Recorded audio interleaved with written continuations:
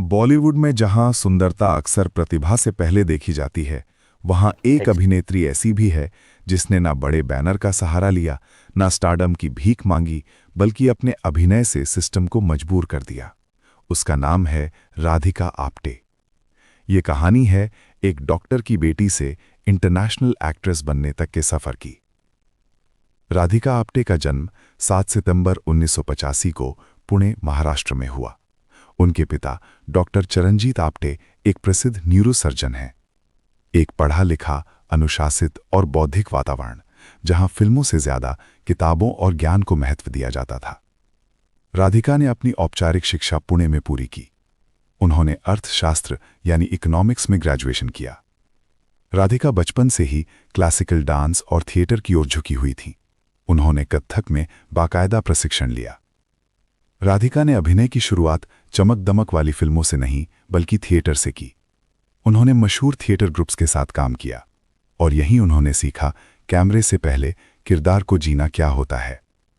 Theatre ने उन्हें सिखाया body language, voice control, emotional depth. यही वजह है कि उनका अभिनय कभी नकली नहीं लगता। राधिका आप्टे की फिल्मी यात्रा भारतीय सिनेमा में एक अलग और सशक्त पहचान रखती है।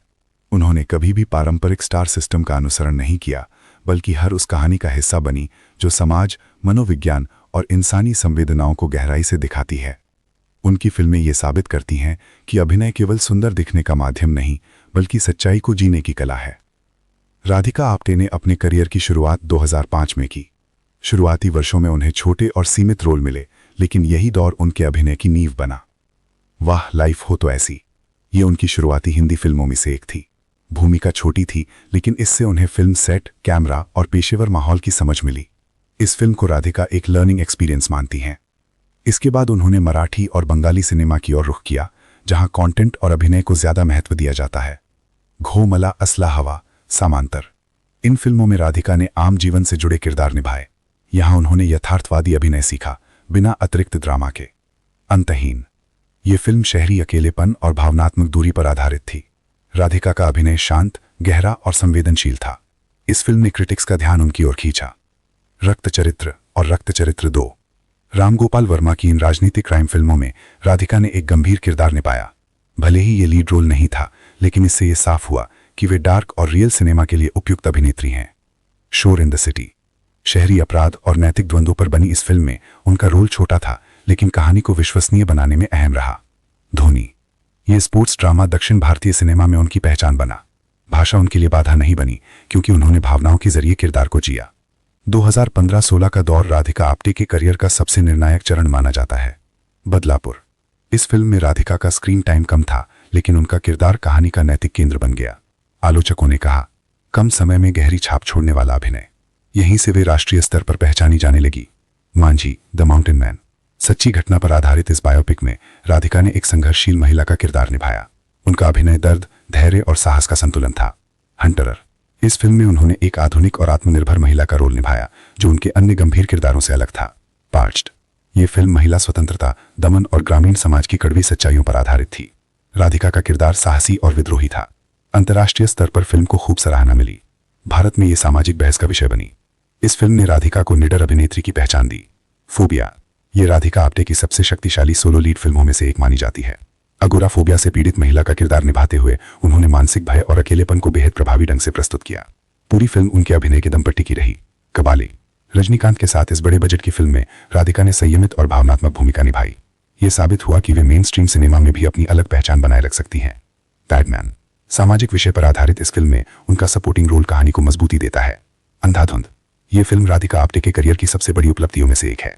उनका शांत, रहस्यमयी और निर्णायक अभिनय कहानी को नए मोड़ पर ले जाता है। इसी फिल्म के लिए उन्हें फिल्म फेयर क्रिटिक्स अवार्ड मिला। बाजार, स्टॉक मार्केट आधारित इस फिल्म में उन्होंने एक यथार्थवादी किरदार निभाया, जो कहानी की गंभीरता के अनुकूल था। बॉम्बेरिया, ये crime comedy film box office पर सफल नहीं रही, लेकिन राधिका के अभिनय को सराहा गया। अंतर्राष्ट्रीय सिनेमा और ओटीटी युग, द वेडिंग गेस्ट, इस अंग्रेजी थ्रिलर के जरिए राधिका ने अंतर्राष्ट्रीय सिनेमा में अपनी मौजूदगी दर्ज कराई। अ कॉल टू स्पाई, द्वितीय विश्व युद्ध पर आधारित इस फिल्म में उन्होंने एक जासूस की भूमिका निभाई। ये उनकी अंतर्राष्ट्रीय पहचान का अहम हिस्सा बनी। रात अकेली है, नेटफ्लिक्स, मर्डर मिस्ट्री फिल्म में उनकी रहस्यमयी भूमिका ने ओटीटी दर्शकों को प्रभावित किया। मिसेस अंडरकवर, इस स्पाई कॉमेडी में उन्होंने एक साधारण गृहिणी से एजेंट बनने का सफर दिखाया। मनोरंजन और अभिनय का संतुलन। सिस्टर मिडनाइट, ये एक डार्क कॉमेडी फिल्म है जिसे अंतर्राष्ट्रीय फिल्म फेस्टिवल्स में सराहना मिली। इस फिल्म ने उनके अंतर्राष्ट्रीय करियर को और मजबूत किया। राधिका आप्टे। आगामी प्रोजेक्ट्स। अक्का 2025 और साली मोहब्बत 2025 जैसी फिल्मों में राधिका फिर से गंभीर और कंटेंट ड्रिवन भूमिकाओं में नजर आने वाली हैं। जब भारत में डिजिटल प्लेटफॉर्म उभार रहे थे, कई कलाकार असमंजस में थे। क्या वेब सीरीज फिल्मों जितनी इज्जत दिला पाएंगी? लेकिन राधिका आप्टे के लिए यह सवाल कभी था ही नहीं। उनका मानना था, कहानी जहां है, कलाकार को वहीं होना चाहिए। नेटफ्लिक्स की सीरीज सेक्रेड गेम्स भारतीय वेब कंटेंट के लिए एक टर्निंग पॉइंट साबित हुई। राधिका का किरदार एक इंटेलिजेंस ऑफिसर का था, शांत, सख्त और भीतर से टूटा हुआ। यह कोई ग्लैमरस रोल नहीं था, ना कोई लार्जर देन लाइफ मूवमेंट, लेकिन यही इसकी ताकत थी। राधिका ने एक ऐसी महिला दिखाई जो सिस्टम का हिस्सा भी है और उसकी शिकार भी। घूल एक हॉरर सीरीज कही जाती है, लेकिन असल में ये डर से ज्यादा राजनीतिक और सामाजिक भय की कहानी थी। राधिका का किरदार एक सैनिक, एक बेटी और एक नागरिक, तीनों के बीच फंसा हुआ था। उन्होंने काम किया सेक्रेड गेम्स, घूल, लव स्टोरीज, रात अकेली है। एक ही साल में लगातार नेटफ्लिक्स प्रोजेक्ट्स और मीडिया ने उन्हें नाम दिया नेटफ्लिक्स क्वीन ऑफ इंडिया। लेकिन राधिका ने इस टैग को भी हल्के में लिया। राधिका सिर्फ भारतीय नहीं रही, उन्होंने ब्रिटिश और इंटरनेशनल सिनेमा में भी काम किया। राधिका आप्टे ने ब्रिटिश और हॉलीवुड फिल्मों में भी काम किया, जैसे a call to spy, the wedding guest, sister midnight. उन्होंने लंदन में एक विदेशी म्यूजिशियन बेनेडिक्ट टेलर से विवाह किया और दो संस्कृतियों के बीच संतुलन बनाया। भारत और लंदन दोनों जगह समय बिताती हैं और अपने निजी जीवन को लाइमलाइट से दूर रखती हैं। दो अलग संस्कृतियों, दो अलग जीवन शैलियों और दो स्वतंत्र व्यक्तित्वों का मेल है। राधिका ने कभी अपने विवाह को मार्केटिंग टूल नहीं बनाया। उनके लिए निजी जीवन सिर्फ उनका है। ना राधिका आप्टे से जुड़ी प्रमुख विवादित घटनाएं। 5/2016 बोल्ड सीन और सामाजिक विवाद। फिल्म 5 में महिला यौन स्वतंत्रता और दमन पर खुली बात दिखाई गई। कुछ बोल्ड दृश्यों को लेकर सोशल मीडिया और कुछ संगठनों ने विरोध किया। कास्टिंग काउच पर खुलकर बोलना। क्या हुआ?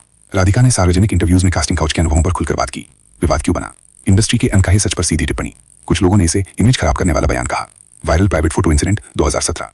सोशल मीडिया पर राधिका की एक निजी तस्वीर वायरल हुई जिसे उनकी अनुमति के बिना साझा किया गया। सेक्रेड गेम्स और सिस्टम पर सवाल। इंडस्ट्री ब्यूटी स्टैंडर्ड्स पर टिप्पणी। उन्होंने बार बार कहा कि इंडस्ट्री में सुंदरता की परिभाषा संकीर्ण है। राधिका आप्टे। अनुमानित नेटवर्थ 25 से 35 करोड़। कारें ऑडी Q7, मर्सिडीज ई क्लास। लेकिन राधिका की असली संपत्ति है स्वतंत्रता और ईमानदारी। Radhika Apte awards and nominations. Filmfare critics award for best actress, film Andhadhun. Critics द्वारा उनके संयमित और प्रभावशाली अभिनय को विशेष सम्मान। Asian film awards, best supporting actress nomination, film Andhadhun. एशियाई सिनेमा स्तर पर पहचान। Screen awards, best supporting actress nomination, film Badlapur. कम स्क्रीन टाइम में गहरी छाप के लिए international film festivals and recognition. British independent film festival, film system midnight. Independent cinema में अभिनय